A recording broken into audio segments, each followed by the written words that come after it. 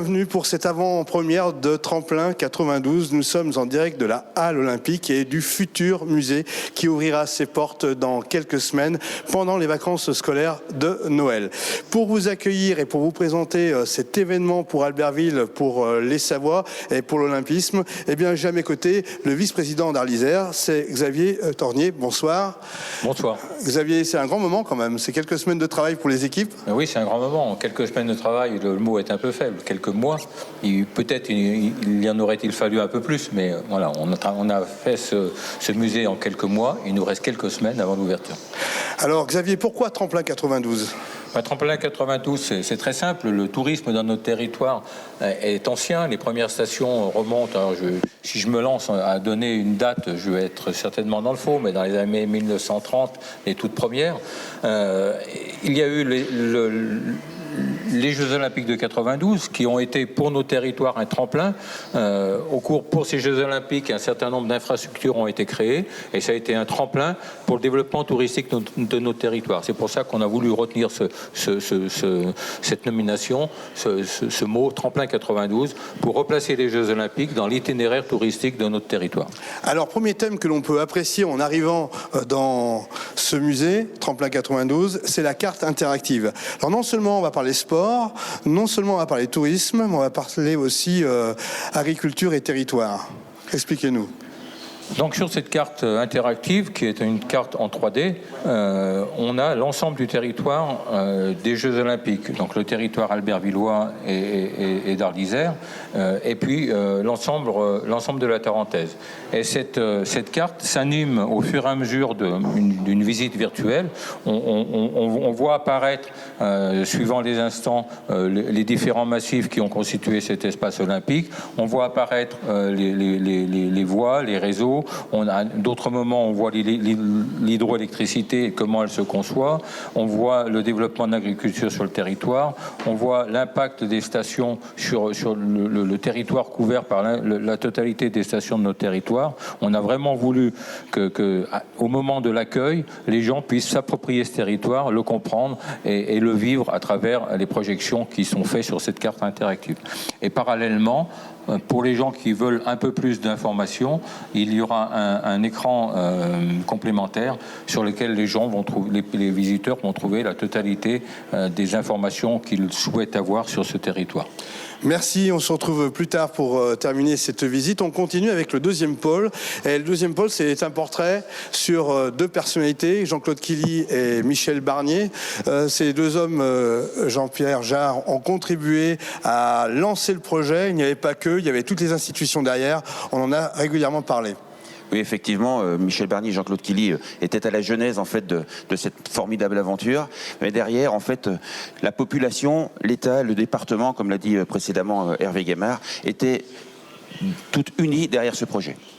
Alors, vous avez voulu transcrire, bien sûr, ce projet à travers quelques scénographies au cœur du territoire. Bien sûr, ces scénographies sont en français et en anglais pour accueillir nos amis touristes. Et là, on voit encore une fois un tableau interactif.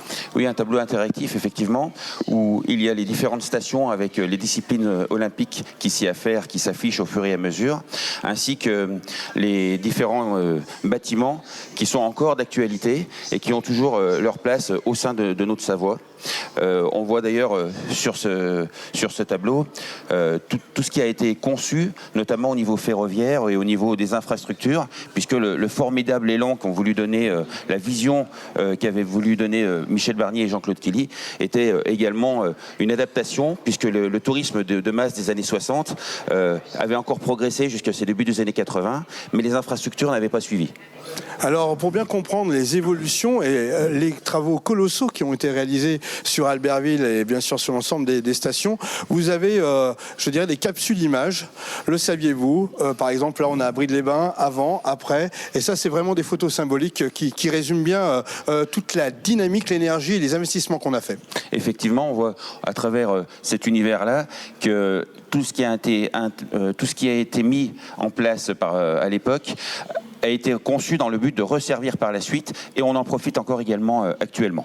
Merci beaucoup Jean-Pierre. Merci On va beaucoup, poursuivre Laurent. notre visite. Nous sommes en plein cœur de Tremplin 92. Tremplin 92, c'est le nouveau musée de l'Olympisme qui sera ouvert cet hiver à partir des vacances scolaires de Noël. Je retrouve Pascal Mazoero. Bonsoir Pascal. Bonsoir Laurent. Alors c'est un lieu qui vous tient à cœur puisque nous sommes dans l'univers des Jeux Olympiques d'Albertville. Albertville, c'était cérémonial et c'était aussi festif en 92. C'était effectivement cérémonial et festif et je crois qu'on a tous en mémoire les cérémonies d'ouverture et de clôture qui auront, je crois, marqué l'histoire des Jeux parce qu'avant on avait des cérémonies très protocolaires, je dirais peut-être un peu figées et depuis Albertville, on a eu des véritables shows et force est de constater que les cérémonies d'Albertville sont toujours, du reste de nos jours, très modernes et très innovantes. Donc vous allez pouvoir les visionner dans cet espace. Cérémonies, on ne peut pas parler des cérémonies sans parler des costumes. Philippe Guillotel, Voilà. qui était On en a un exemple derrière nous. inconnu à l'époque, de même que Philippe de Coufflet, qui a fait toute la scénographie. Ils ont d'ailleurs révélé un petit peu l'originalité des costumes dans les cérémonies. Tout à fait. Ça a révolutionné complètement les cérémonies d'ouverture des Jeux Olympiques. On voit bien sûr les médailles, les grandes symboliques. Il y en aura d'autres dans l'exposition définitive. Il y en aura définitive. d'autres aussi, voilà, très important, bien sûr, les médailles de nos athlètes. Et puis là, on retrouve les casiers. Alors, dans l'ancienne maison des Jeux, il y avait des casiers aussi. Que cachent ces casiers? Des secrets? Alors, ces casiers, pour l'instant, ne cachent rien, mais ils vont bientôt cacher, effectivement, des secrets, des petits objets qui vont retracer toute l'histoire des Jeux et tout ce beau projet tel qu'il a cheminé, effectivement, 10 ans avant les Jeux Olympiques. Et dans tous ces tiroirs, vous allez pouvoir retrouver un caquelon à fondu. Alors pourquoi un caquelon à fondu? C'est une belle symbolique, ça. Voilà, tout à fait. C'est parce qu'effectivement, Jean-Claude Killy et Michel Barnier ont eu l'idée autour d'une fondue, de créer ces Jeux olympiques à Albertville. C'est souvent autour d'une bonne fondue qu'on prend de grandes décisions dans la vie. Et en France, c'est souvent effectivement des grandes décisions qui germent autour d'une table. Allez, on ne peut pas parler des Jeux Olympiques sans la flamme. Elle sera là. Elle est encore cachée pour l'instant. Mais le designer Philippe Starck nous avait fait un beau chef-d'œuvre. Oui, effectivement. Et Philippe Starck, à l'époque, commençait seulement à être connu. Et cette flamme est vraiment très, très symbolique puisqu'elle a été faite avec les aciers de la ville d'Ugine. Cela démontrait vraiment l'ancrage dans le territoire que les Jeux Olympiques voulaient avoir. Merci beaucoup, Pascal. Alors, je voulais rendre hommage. Ah oui, une précision. Je voulais faire une précision importante. On parle beaucoup dans ces Jeux, et c'est tout à fait normal, de Michel Barnier et de Jean-Claude Killy. Mais moi, je voudrais rendre hommage à un grand monsieur sans qui les Jeux n'auraient pas été ce qu'ils ont été. Malheureusement, il n'est plus parmi nous aujourd'hui. Il s'agit de monsieur Jean-Albert Coran, qui a fait bénéficier de son expertise de grand patron, parce que c'était un grand patron, à l'organisation du COJO. Il en a été du reste le directeur général. Et ces deux filles, Anne et Catherine, sont présentes parmi nous ce soir et je tiens à les en remercier. Voilà pour ce clin d'œil. Merci Pascal. On continue la visite et bien sûr, si on parle de Jeux Olympiques, on parle forcément de sportifs et de champions. Alors on a une sportive qui a vécu et qui a donné tout ce qu'elle pouvait sur ces Jeux Olympiques, c'est Laetitia Hubert. Et aujourd'hui, l'olympisme continue sur la glace de la Halle Olympique puisque vous donnez régulièrement des cours aux élèves. Vous êtes en plein cœur de l'EGCA. Bonsoir à tous. Oui, en effet, je suis revenue après les Jeux Olympiques en 2003 pour entraîner le club d'Albertville. Alors les souvenirs, qu'est-ce que vous inspire finalement ce musée quand vous le découvrez ? Alors je découvre en même temps que je vous parle. C'est surtout que l'olympisme reste sur Albertville. Et puis dans les souvenirs, ça va être la cérémonie d'ouverture qui a été quelque chose d'extraordinaire, en tout cas à la vivre en tant qu'athlète. Et puis cette équipe de France olympique. En fait, c'est ça qui est important en souvenir. Il y a Albertville, mais le fait de connaître d'autres disciplines et de pouvoir se sentir proche des skieurs, de toutes les autres disciplines. Puis vous devez le voir au quotidien, j'imagine, c'est l'élan que ça a donné à la jeunesse que vous suivez aujourd'hui. Alors, ils sont vraiment beaucoup trop jeunes parce que ça fait quand même 27 ans. Donc, Mais ils ont quand même des échos des parents, des grands-parents? pas toujours. Hein. Ah Faut ouais. peut-être remettre un coup de boost et j'espère que ce musée, justement, à l'entrée de la halle olympique, va permettre à tous ces jeunes de se rendre compte que, oui, Albertville a été une grande ville olympique. Merci beaucoup Laetitia, bonne continuation au cœur même de la halle olympique. On va poursuivre avec le bobsleigh. Bah oui, on a un bobsleigh avec Laurent. Bonsoir. Laurent, vous êtes l'initiateur de cette animation. Alors là, pour Oui. l'instant, ça paraît très statique, mais je vois déjà un casque virtuel. C'est très dynamique, vous allez voir. Ça veut dire qu'on va vivre des sensations grâce à vous. On vous transporte totalement sur la piste de la Plagne, la piste des Jeux Olympiques d'Albertville, et on vous emmène pour reproduire virtuellement, mais avec des sensations fortes, justement, toute la descente de la piste de la Plagne à bord d'un réel bobsleigh, qui est celui-ci, et qui va évoluer ensuite par le bobsleigh d'un athlète français, Bruno Mingeon, tout à fait, qui a remporté une médaille de bronze. en 98. Exactement. Donc on vous invite à venir vivre cette expérience, découvrir ce qu'est le bobsleigh, parce qu'il y a aussi toute une exposition autour de la pratique, de la piste de la Plagne, et de la vivre par vous-même à bord du bob. Et on vous garantit des très bonnes sensations. Merci beaucoup Laurent, Merci très belle à vous. initiative À que vous pourrez à très bientôt. découvrir et apprécier. On continue notre visite puisque nous avons encore quelques pôles à découvrir. Et là, on va réaliser un focus avec Philippe Mollier. Philippe, bonsoir. Bonsoir. Vous êtes maire de Notre-Dame de Bellecombe. Vous avez aussi contribué aux Jeux Olympiques. Vous avez contribué bien sûr à la réalisation de ce musée. Dites-nous un petit peu comment vous l'avez imaginé et comment vous avez reproduit, je dirais, les grandes thématiques. Nous, c'est surtout les activités de pleine nature qui sont très très importantes sur le territoire.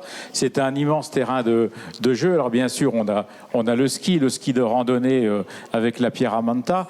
Et puis par la suite, l'évolution maintenant, c'est les sports d'été, c'est le trail, bien connu dans le Beaufortin. Et puis sans oublier un territoire qui se développe, qui accueille souvent le Tour de France, le Dauphiné et le Tour de l'Avenir et j'en passe, qui est le vélo sous toutes ses formes, que ce soit du vélo à assistance électrique, du vélo familial, du vélo du cyclotourisme, de la route, etc. Et là, bien entendu, des panneaux interactifs où les enfants pourront s'amuser à appuyer sur les touches pour découvrir le bon vélo avec le bon parcours. Tout à fait, parce que c'est un endroit qui est fait pour les parents, mais parce qu'il faut se souvenir, mais pour les enfants. Les enfants sont peut-être demain, effectivement, les sportifs de demain, les champions olympiques de demain.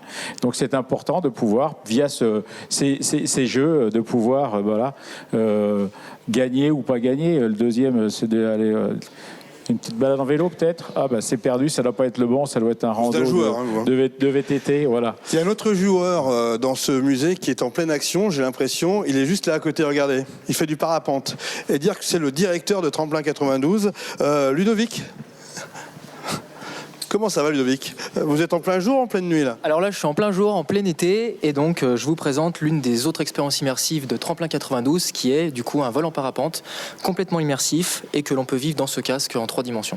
Donc on s'installe, on fait comme chez nous, comme à la maison, avec quelques sensations fortes et plusieurs vidéos qui nous font découvrir la Savoie et l'Olympisme. Exactement, donc celle-là en l'occurrence, donc vous mettez le casque sur la tête et donc vous survolez le Beaufortin et vous avez dans ce pôle-là accès à d'autres casques qui vous permettent de vous immerger sur certains sites emblématiques du pays d'Albertville, du Beaufortin, du Val d'Arly et du territoire donc des Jeux Olympiques et donc de découvrir ces sites emblématiques à travers le virtuel. Et vous ne serez pas tout seul puisqu'il y aura aussi des classes qui vont venir et nous avons, je dirais, un assistant qui sera là quasiment tous les jours. Exactement, donc l'idée c'est de faire perdurer cette offre groupe et scolaire, donc d'accueillir les jeunes ici pour communiquer sur ce qu'ont représenté ces Jeux Olympiques ici et sur ce que sont les sports et notre héritage culturel à l'heure actuelle. Et donc Paul ici présent sera notre animateur et donc qui accueillera les groupes dans le futur ici sur Tremplin 92. Ça plane pour Paul alors, si j'ai bien compris. Exactement. Et pour tous ceux qui viendront visiter Tremplin 92 d'ici quelques jours, je vous rappelle que l'ouverture est prévue pour les vacances scolaires. Eh bien, on va terminer ce tour d'horizon qui était quasi complet. On retrouve Xavier Tornier. On a fait un tour qui est assez explicite. Alors, tout n'est pas fini, hein. C'est une avant-première. L'ouverture, c'est dans 3 semaines, 1 mois maintenant. On y a mis beaucoup de cœur, beaucoup d'énergie et on a voulu transcrire tout ce que la Savoie a de meilleur. Oui, tout à fait. Donc, vous avez vu qu'il y a des panneaux qui sont encore vierges. Donc, ces panneaux vierges seront habillés dans les 3-4 semaines qui viennent, avec plusieurs thèmes. D'une part, des thèmes qui reprennent la totalité de l'activité économique de notre territoire, notamment les espaces pastoraux, l'hydroélectricité, etc., etc., les industries liées à l'hydroélectricité. Et puis, au-delà, on est en train de traverser, il y aura un espace enfant aussi, puisqu'il faut aussi que les enfants trouvent leur place, avec des activités de nature, de toucher, de senteur. Et puis, on vient de traverser le tunnel de l'avenir, entre guillemets. Qui est en cours de finalisation. Qui est en cours de finalisation. Vous voyez, il y a des écrans qui sont encore vierges. Interactifs qui vont avoir ce tunnel de l'avenir a pour ambition de montrer la capacité du territoire à s'adapter à l'évolution climatique, la volonté du territoire aussi de s'impliquer dans cette évolution climatique avec des panneaux qui vanteront la mobilité douce, avec des panneaux qui vanteront la capacité à s'adapter dans la culture de la neige. Et puis, bien sûr, c'est un tunnel de l'avenir. Et comme le reste de ce musée, il ne sera pas figé. Au fur et à mesure que des nouveautés arriveront, elles viendront s'inscrire dans ce tunnel de l'avenir. Je veux aussi préciser que il y a le même espace disponible à l'étage, et cet espace disponible à l'étage a pour objet de pouvoir décliner des expos temporaires, là aussi pour faire vivre cette dynamique muséographique. Merci Xavier. On va finir avec notre maire d'Albertville, Frédéric Beugnet-Frambourey. Vous êtes bien accompagné là, hein, avec un costume du petit garçon de Savoie. Vous êtes le grand-maire de Savoie, si vous me permettez l'expression, un des grands-maires. Ça fait plaisir de voir ce musée et cette nouvelle technologie s'implanter et s'impliquer dans l'histoire de la Savoie et de l'olympisme. Tout à fait, dans l'histoire de la Savoie, de l'olympisme et dans l'histoire d'Albertville évidemment, puisque c'est effectivement, on l'a déjà dit, hein, ça a été un tremplin pour Albertville ces Jeux et grâce, je dois le préciser là et le remercier du fond du cœur, c'est Franck Lombard, grâce à notre président de l'agglomération qui a su faire confiance aux élus que nous sommes et aux administrations et aux services pour faire cette muséographie ici et pour donner à nouveau encore un élan pour la halle olympique, pour la ville d'Albertville évidemment et puis plus largement pour la Savoie bien évidemment. Et bien sûr on enchaîne avec Neige et Glace qui est un autre sujet ce week-end, mais c'est aussi le côté sportif et olympique qui règne et qui vibre à travers cet événement. Tout à fait, la ville vibre au son aux lumières et à la température froide en ce moment justement de Neige et Glace. Et effectivement, on est content de cette réalisation aujourd'hui ici. Et puis surtout pour vous dire que c'est un vrai cadeau de Noël puisque c'est dans 4 semaines que le musée va ouvrir, donc juste avant les fêtes de Noël pour que tout le monde puisse voir le travail fini de cette muséographie. Voilà, vous êtes invités dès les vacances de Noël à découvrir Tremplin 92, le nouveau musée olympique, montagne et olympisme. C'est ce que vous réserve Albertville au cœur de la halle olympique. À très bientôt et place à la visite.